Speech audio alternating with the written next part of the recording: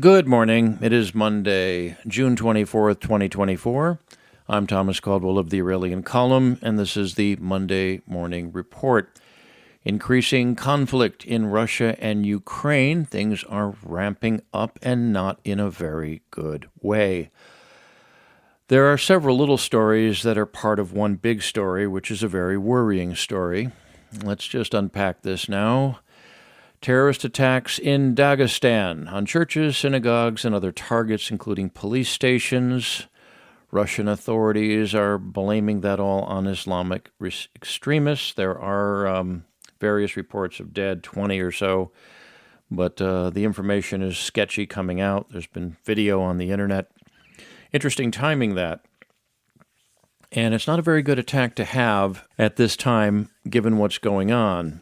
American missiles are being used to kill Russian citizens on Russian territory. This will almost certainly lead to some sort of response from Moscow, and how that will be formulated is anyone's guess at this point. The path that the U.S. and NATO has embarked on is looking increasingly more and more insane, and the open discussion of the potential for the use of nuclear weapons is something even more insane. Basically, what happened is U.S.-made ATACMS, I believe they're pronounced ATACMS missiles. They were armed with cluster bombs, real nasty little devices, and they were launched on the Crimean city of Sebastopol, basically a civilian target. Russia considers that sovereign territory, and effectively it is. Mr. Putin has been crystal clear as to what is being risked with the continued brinkmanship of the Biden administration and their European allies.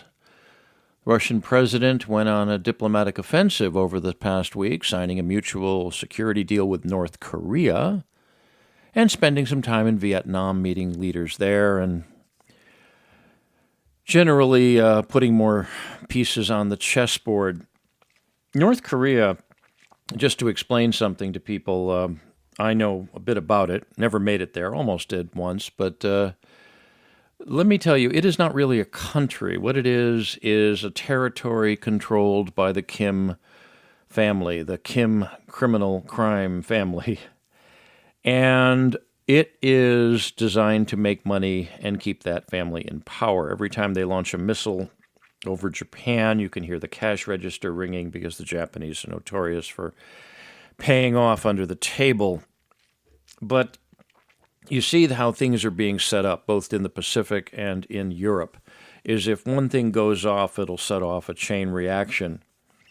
North Korea is not stupid, but they are crazy. And it's a very, very dangerous situation, folks. The thing also Putin is pushing, that the world is sick of the United States and its dollars, which are all too often weaponized. And a lot of damage has been caused by American sanctions, all because everyone uses dollars. So you take away dollars, and suddenly the U.S. doesn't have as many teeth as it did. This is something the typical American doesn't really understand very much. The possibility of miscalculation at this point is huge. And not just on the part of the Russians, but the Americans, the Europeans, the Ukrainians, the North Koreans, the Israelis, Hezbollah, the Palestinians, just about everyone else. There's plenty of stupid to go around. American aircraft carriers are moving into the Eastern Mediterranean with the possibility of engaging in some sort of military activity in aid of Israel going into southern Lebanon. Now, if you're not worried, you should be. Because unlike other times in history when we've had real dangerous situations like the Cuban Missile Crisis, we were fortunate that on all sides we had intelligent, educated, very seasoned, intellectually driven people. We don't have that now. It's up to debate who's actually in charge in the White House. Prime Minister Netanyahu of Israel has a lot more clout in D.C. these days than otherwise would be healthy. Mr. Putin is not incapable of mistakes or miscalculation on his part. So, what can you do? What can the average American do right now? Well, I got to be honest with you, not as much as you'd probably like. You can contact members of Congress, your own members, your senators and your representatives, and let them know how you feel. You can find their phone number, their email address if you go to house.gov or senate.gov. And I would take the time to do that. I'm doing it. And I would just talk to them, not in any haughty-taughty constitutional way, but just talk to them as a human being, saying, do you really think this is sane? Do you really think what's going on with American foreign policy and all these crazy, erratic chess moves that are on the global geopolitical board, do you think this makes any sense? You probably won't speak to the representative or senator in question. Almost certainly you won't on the phone, but you'll get one of his or her staffers who will have some influence, because people need to be scared of this right now. You can also send a note or make a call to Mr. Biden and his underlings if you go to whitehouse.gov.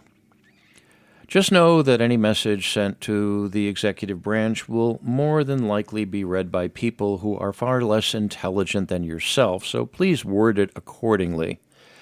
Again, don't be too rude or, for heaven's sake, threatening in any way. Just lay out logic and rational thinking, and who knows, some of it may stick. But at the same time, I would like, if we get through this,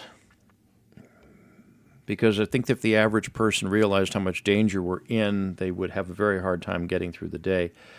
If we get through this, do not take for granted your ability to change or influence events in the future. It's because of putting up with what happened in 2020 during the election and actually thinking that the Biden administration has any redeeming qualities, or the people that support it, or all the wokeism, all the liberal insanity going on has had some benefit. It hasn't. It won't, and it never can. So, that being said, there's really not an awful lot more that can be discussed, except I would pay attention to the headlines. Really pay attention to the headlines.